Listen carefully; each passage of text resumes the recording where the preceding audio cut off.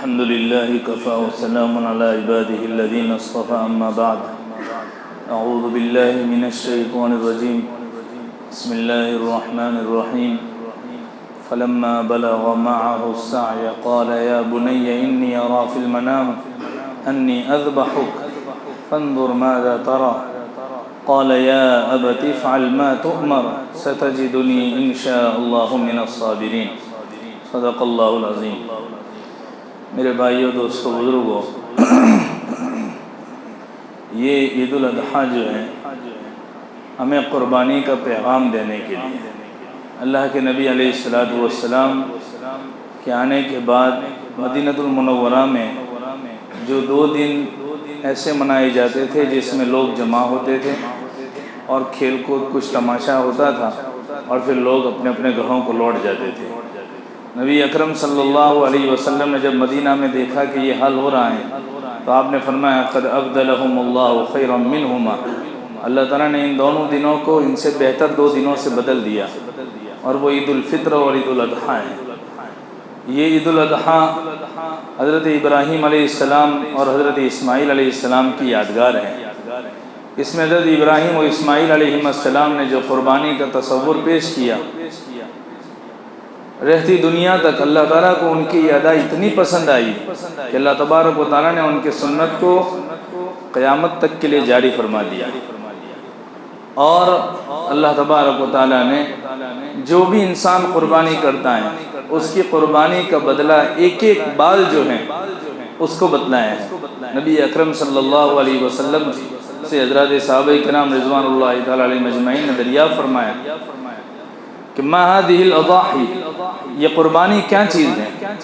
آپ نے فرمایا سنت ابیکم ابراہیم علیہ السلام، یہ تمہارے ابا ابراہیم علیہ السلام کی سنت ہیں۔ تو آپ نے پھر صحابہ نے دریافت فرمایا فما لنا فیہا یا رسول اللہ، کہ اس قربانی میں ہمارے لیے کیا ہے؟ آپ نے فرمایا بکل شعرۃ حسنۃ، ہر بال کے بدلے نیکی ہیں۔ تو آپ نے فرمایا، پھر صحابہ نے عرض کیا فالصوف لنا یا رسول اللہ، کہ اون کے اندر کیا ہے؟ آپ نے فرمایا بکل شعرۃ من الصوف حسنۃ، کہ اون کے بھی ایک ایک بال کے بدلے میں اللہ تبارک و تعالیٰ نے ایک ایک نیکی رکھی ہے۔ تو یہ معمولی قربانی نہیں ہے۔ اس تصور کو اگر ہم اپنی زندگیوں میں لاتے ہیں تو ہمیں سمجھ میں آتا ہے کہ آدمیت و محبت عید کا پیغام ہے، نفس کی قربانیوں کا عید الاضحیٰ نام ہے۔ یہ انسان اگر اپنی زندگی میں لاتا ہے تو سمجھ میں آتا ہے اس کو کہ قربانی کیا حیثیت رکھتی ہے۔ صرف حضرت ابراہیم علیہ السلام کی زندگی کو اٹھا کر دیکھ لیجئے، آپ شروع سے لے کر اخیر تک آپ کی زندگی میں قربانیاں ہی قربانیاں دلوائی گئی۔ ایسے ہی جد امجد نہیں بنا دیا گیا انہیں، پہلے وطن چھوڑوا گیا۔ وقال انی ذاہب الی ربی سیہدین، میں نے جو آپ کے سامنے آیت پیش کی اس سے اوپر کی آیت ہے کہ میں یہ چھوڑ کر جا رہا ہوں ملک اپنا، اس لیے کہ مجھے آزادی کے ساتھ اپنے ملک کے اندر مجھے آزادی کے ساتھ اللہ کے عوامل کو پورا نہیں کرنے دیا جاتا۔ تو انہوں نے ہجرت کی، راستے میں بیوی کے اوپر بیوی نظر بد کی شکار ہوئی، اللہ تعالیٰ نے اس سے حفاظت فرمائی۔ پھر حضرت حاجرہ علیہ السلام، ان کو جنگل بیابان کے اندر چھڑوا دیا گیا، چھوٹا معصوم ساتھ میں ہے اس کو بھی چھڑوا دیا گیا۔ حضرت اماں حاجرہ علیہ السلام جب حضرت ابراہیم علیہ السلام لوٹ کر جا رہے ہیں، آپ جب لوٹ کر جا رہے تھے تو حضرت حاجرہ علیہ السلام نے آپ کے پاؤں کے حصے کو پکڑ لیا کہ آپ کہاں چھوڑ کے جا رہے ہیں، کہاں چھوڑ کے جا رہے ہیں؟ تو حضرت ابراہیم علیہ السلام نے صرف اوپر کی طرف اشارہ کیا تھا، زبان سے کوئی چیز نہیں بولی تھی، صرف اشارہ کیا تھا اللہ تعالیٰ کی طرف۔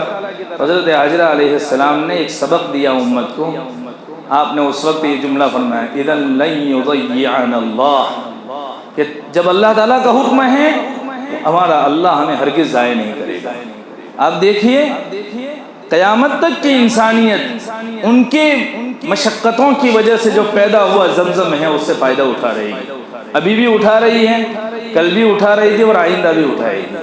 حضرت اسماعیل علیہ السلام سوئے ہوئے ہیں، رو رہے ہیں، ایڑیاں رگڑ رہے ہیں، اور اس کے اثر سے ان کے پاؤں سے ایک بلبلہ جاری ہوتا ہے، اوپر سے چشمہ نکل آتا ہے پانی کا، اس کو سمیٹ رہی ہے۔ علماء نے لکھا ہے کتابوں کے اندر کہ اگر حضرت اماں حاجرہ علیہ السلام اس کو سمیٹتی نہیں क्योंकि जंगल बयाबान में थे, चटियल मैदान थे, पहाड़ों का, संगरेजों का इलाका था। ऐसे इलाके के अंदर पानी की एक बूंद मिलना बहुत बड़ी अहमियत रखता था। उन्होंने इसको गनीमत जानकर कि मरवा सफ़ा पर चल रही है, मरवा पर दौड़ रही है, फिर उधर फिर इधर, एक तसव्वुर पेश कर रही है कि कितनी कुर्बानियों के बाद इस उम्मत को सजाया गया है। हज़रत इस्माइल अलैहिस्सलाम के पाँव से जो चश्मा उबला है उसको उन्होंने समेट लिया। उलमा ने लिखा है कि अगर न समेटती तो कायनात के अंदर वो चश्मा फैल जाता। इतने ज़बरदस्त, क्योंकि कुर्बानियाँ इतनी दी गई थी, कौन रह सकता है? हम आप नहीं रह सकते ऐसे जंगल बयाबान के अंदर जहाँ कोई ना हो, कोई छत नहीं है ऊपर, आसमान जिनकी छत है और ज़मीन जिनका बिस्तरा है, बिछौना है। ऐसे माहौल के अंदर कोई हमसाया नहीं, बिल्कुल अजनबी, जहाँ से वहशत ही वहशत की सदाएं थी। पहाड़ों के बीच के अंदर रहना मामूली बात थी। ऐसे मौके के ऊपर जो कुर्बानी दी गई, यही तो कुर्बानी है। ये जो महीना है उसी की याद के लिए है, और ये जो ईद का दिन है उसी की याद के लिए है कि हमारे अब्बा, हमारे जद्द अमजद हज़रत इब्राहीम अलैहिस्सलाम और उनके घर वालों ने क्या कुर्बानियाँ दी थी। इंसान को अपनी ज़िंदगी के अंदर उस तसव्वुर को लाना चाहिए ताकि पता चले कि कुर्बानी किसका नाम है। हमारे ऊपर तो मामूली हालात आते हैं तो हम बिखर जाते हैं, मामूली हालात में बिखर जाते हैं, शिकवों पर शिकायतें होती हैं, हमारे यहाँ गिलों पर गिले किए जाते हैं। लेकिन हज़रत हाजरा ने कोई गिला नहीं किया। हज़रत इब्राहीम अलैहिस्सलाम 86 साल की उम्र में बेटा मिल रहा है, एक नौउम्री के दहलीज को पहुंच चुका है, पार कर चुका है, और कहा जा रहा है कि गर्दन पर छुरी चलाओ।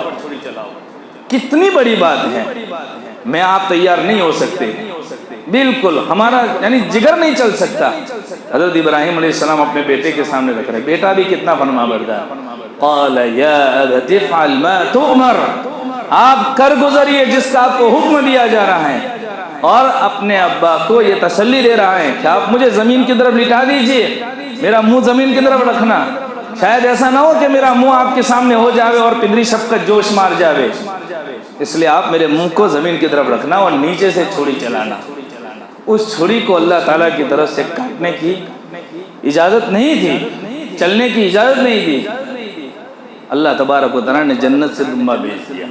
आज भी इस तसव्वुर के साथ ये कहा जा रहा है कि इंसान अगर कुर्बानी करता है तो उस कुर्बानी को अपनी जान के बदले में करता है। अल्लाह के यहाँ ये लिखा जाता है कि इंसान ने अपनी जान की कुर्बानी अल्लाह के लिए दी है। ये मामूली चीज़ नहीं है। हम कुर्बानियों से भागते हैं, अपनी जान छुड़ाने के लिए थोड़े से हालात से मुतासिर होकर या किसी ख़ास जानवर की कुर्बानी के बदले में हम अल्लाह के इतने बड़े हुक्म को तोड़ते हैं और हिस्सों पर हिस्से दिए जा रहे हैं। हमारी समाज को हमने देखे, माहौल देखे हमारे मोहल्लों का, कुर्बानी का तसव्वुर ही समझ में नहीं आ रहा। ईद उल अजहा लगी नहीं रही है कि ईद उल अजहा है।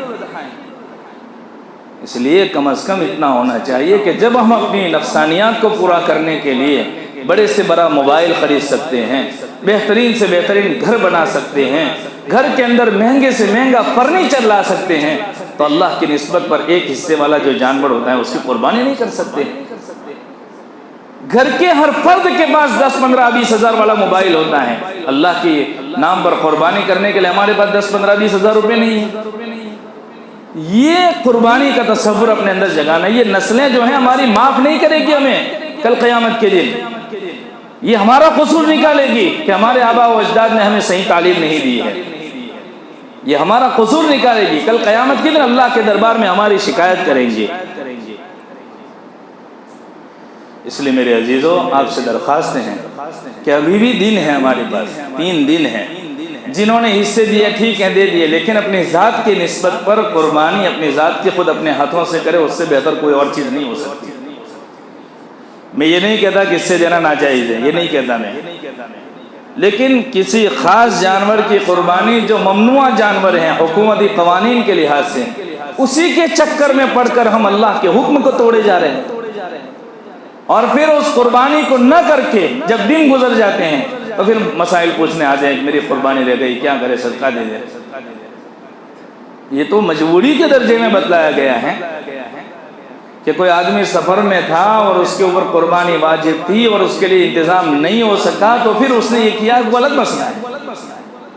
ये अलग मसाइल है। मजबूरी के दर्जे में सदक़े की गुंजाइश नहीं है, عام آدمی، ہم بہت سے لوگ ایسا تصور کر کے بیٹھے ہیں کہ قربانی نہیں کریں گے بعد میں صدقہ دے دیں گے، اس کا نام قربانی نہیں ہے، اللہ کے دربار میں اس کی کوئی گنجائش نہیں ہے۔ ایسی قربانی اللہ کے یعنی لن ینال اللہ لحومها ولا دماؤها ولکن ینالہ التقوی منکم، اللہ کے یہاں نہ تمہارا گوشت پہنچتا ہے نہ تمہارا خون پہنچتا ہے، بلکہ اللہ کے یہاں تمہارے دل کے اندر کی مایا پہنچتی ہے جسے تقوی کہا جاتا ہے۔ ہمارے دل میں ہم کیا لے کر بیٹھے ہیں وہ پہنچتا ہے۔ اس لیے میرے عزیزو، آپ سے درخواست ہے کہ ہماری نسلوں کو تعلیم دیں کہ قربانی کیا چیز ہے، قربانی کا تصور ان کے سامنے لاویں کہ قربانی کسے کہتے ہیں۔ ہمیں ہمارے باپ دادا نے قربانی کر کے بتلایا، ہم کریں تاکہ ہماری نسلیں آئندہ کرنے والی بنیں۔ اللہ ہمیں عمل کی توفیق عطا فرمائے۔